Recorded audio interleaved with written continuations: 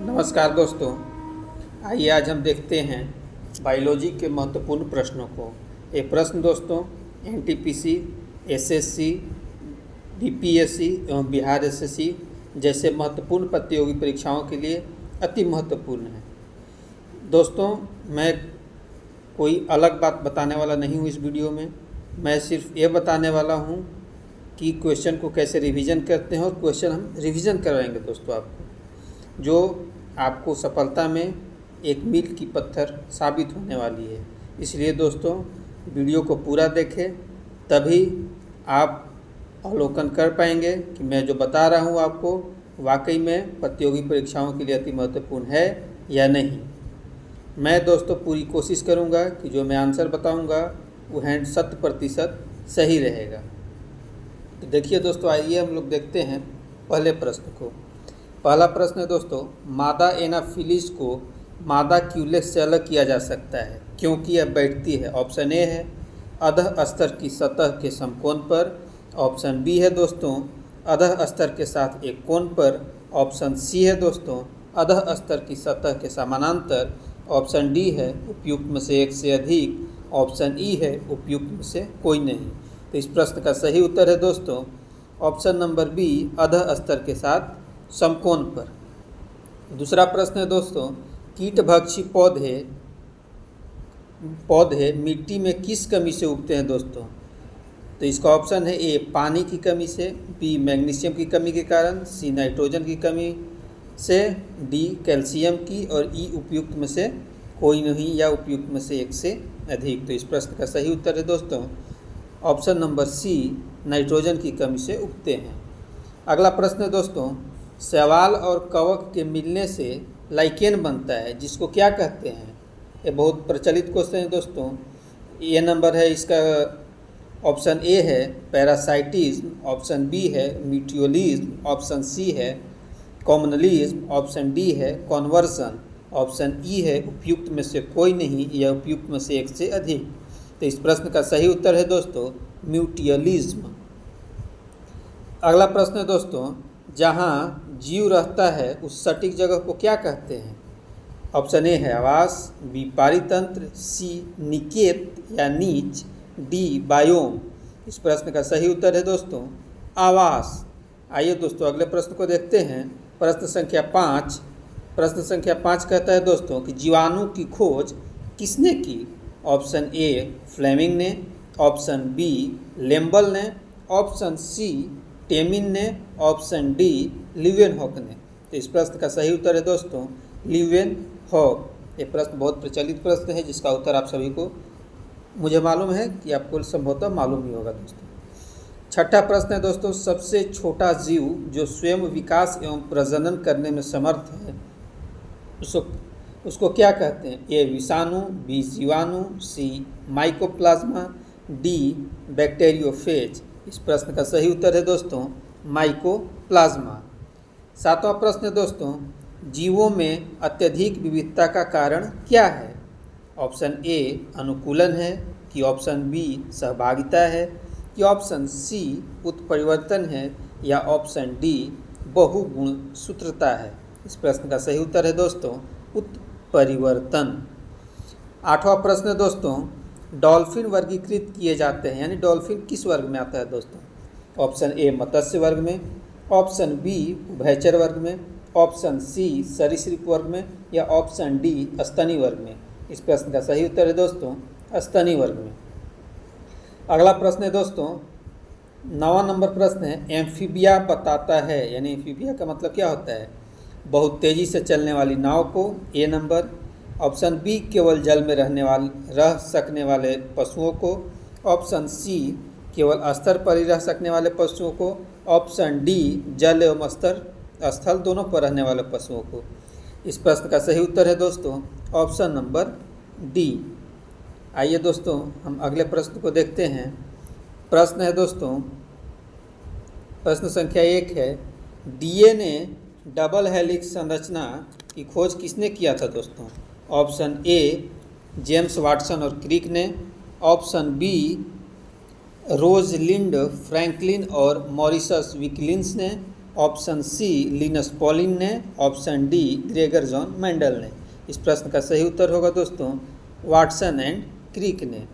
आइए दोस्तों अगले प्रश्न को हम देखते हैं।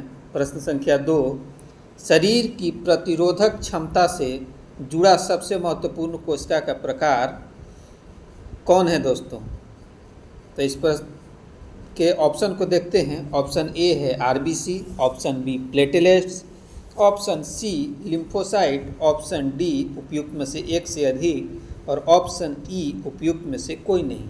इस प्रश्न का सही उत्तर है दोस्तों लिम्फोसाइट। आइए देखते हैं दोस्तों प्रश्न संख्या 3 को।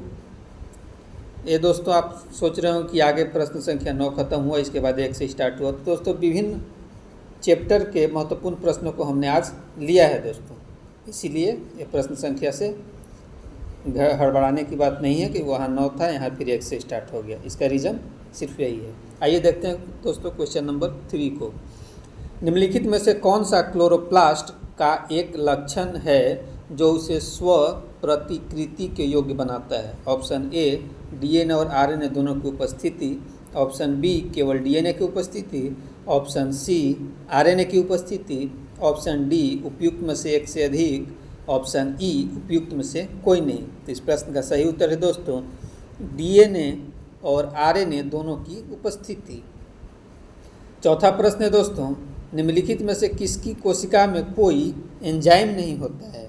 ऑप्शन ए है लाइकेन, ऑप्शन बी विषाणु, ऑप्शन सी जीवाणु, ऑप्शन डी शैवाल, ऑप्शन ई उपयुक्त में से कोई नहीं या उपयुक्त में से एक से अधिक। तो इस प्रश्न का सही उत्तर है दोस्तों विषाणु। विषाणु में दोस्तों की कोशिका में कोई एंजाइम नहीं होता है। कोशिका का शक्ति स्रोत होता है। अगला प्रश्न है दोस्तों प्रश्न संख्या 5, कोशिका का शक्ति स्रोत होता है यानी कोशिका का शक्ति स्रोत किसे कहते हैं? ऑप्शन ए कोशिका भित्ति, option B mitochondria, option C ribosome, option D nucleic acid, option E उपयुक्त में से कोई नहीं या उपयुक्त में से एक से अधिक। तो इस प्रश्न का सही उत्तर है दोस्तों माइटोकॉन्ड्रिया। अगला प्रश्न है दोस्तों प्रश्न संख्या 6 है, डीएनए की खोज किसने की? ऑप्शन ए जेम्स वाटसन एवं क्रिक ने, ऑप्शन बी ग्रेगर मेंडल ने, ऑप्शन सी जोहानसन ने, ऑप्शन डी हरगोविंद खुराना ने एवं ऑप्शन ई उपयुक्त में से कोई नहीं या उपयुक्त में से एक से अधिक। तो इस प्रश्न का सही उत्तर होगा दोस्तों option number A James Watson एवं क्रिक ने डीएनए की खोज की।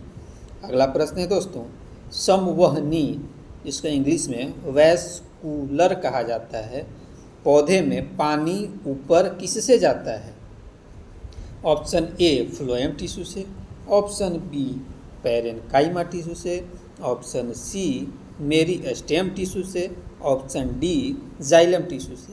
तो इस प्रश्न का सही उत्तर होगा दोस्तों जाइलम टिश्यू से, यानी जाइलम टिश्यू से पौधे में पानी ऊपर की ओर जाता है। आइए दोस्तों देखते हैं अगला प्रश्न को। प्रश्न संख्या 8, पुरुष जीन संगठन होता है यानी पुरुष के जीन में क्या पाया जाता है? XX क्रोमोसोम या XY क्रोमोसोम या केवल X क्रोमोसोम या केवल Y क्रोमोसोम? तो दोस्तों पुरुष जीन में X और Y दोनों क्रोमोसोम पाया जाता है, जिसके कारण जो है बच्चों में लिंग का निर्धारण पुरुष के गुणसूत्र के द्वारा ही होता है। प्रयोगशाला में अगला प्रश्न है दोस्तों प्रश्न संख्या 9, प्रयोगशाला में सर्वप्रथम डीएनए का संश्लेषण किसने किया था? ऑप्शन ए मिलर ने, ऑप्शन बी खुराना ने, ऑप्शन सी डी वेरिस ने एवं ऑप्शन डी कैल्विन ने। इस प्रश्न का सही उत्तर होगा दोस्तों खुराना ने। अब अगली प्रश्न की ओर आते हैं दोस्तों प्रश्न संख्या 10, तना काट आम तौर पर किसके प्रवर्धन के लिए प्रयोग किया जाता है? यानी तना को काट करके किस वृक्ष को या किस पेड़ पौधे को लगाया जाता है आमतौर पर? ऑप्शन ए दोस्तों है केला का, ऑप्शन बी गन्ना का, ऑप्शन सी आम का, ऑप्शन डी कपास का। इस प्रश्न का सही उत्तर है दोस्तों ऑप्शन बी गन्ना का। अब आइए दोस्तों अगले प्रश्न की ओर चलते हैं। प्रश्न संख्या 11, 80% से अधिक सेल से पाए जाने वाला पदार्थ क्या है, यानी सेल में 80% से ज़्यादा कौन सा पदार्थ पाया जाता है? Option A protein, option B चर्बी, ऑप्शन सी खनिज एवं ऑप्शन डी जल। इस प्रश्न का सही उत्तर है दोस्तों ऑप्शन डी जल। आइए दोस्तों देखते हैं अगले प्रश्न। प्रश्न संख्या 12।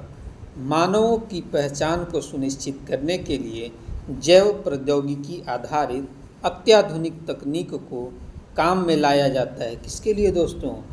ऑप्शन नंबर ए बायोमेट्रिक अन्वेषण के लिए, कि ऑप्शन नंबर बी जीनोम अनुक्रमण के लिए, कि option number C DNA fingerprinting के लिए, कि ऑप्शन नंबर डी गुणसूत्र प्ररूपण के लिए, कि ऑप्शन नंबर ई उपयुक्त में से कोई नहीं या उपयुक्त में से एक से अधिक। इस प्रश्न का सही उत्तर है दोस्तों डीएनए फिंगर प्रिंटिंग के लिए। अगला प्रश्न है दोस्तों प्रश्न संख्या 13। निम्नलिखित में से कौन जीवन की आधारभूत इकाई है? ऑप्शन ए कोशिका, ऑप्शन बी माइटोकॉन्ड्रिया, या डीएनए, या प्लाज्मा, या उपयुक्त में से कोई नहीं है उपयुक्त में से एक से अधिक। इस प्रश्न का सही उत्तर है दोस्तों ऑप्शन नंबर ए कोशिका। आइए दोस्तों देखते हैं अगले चैप्टर के अगले प्रश्न को। प्रश्न संख्या 1।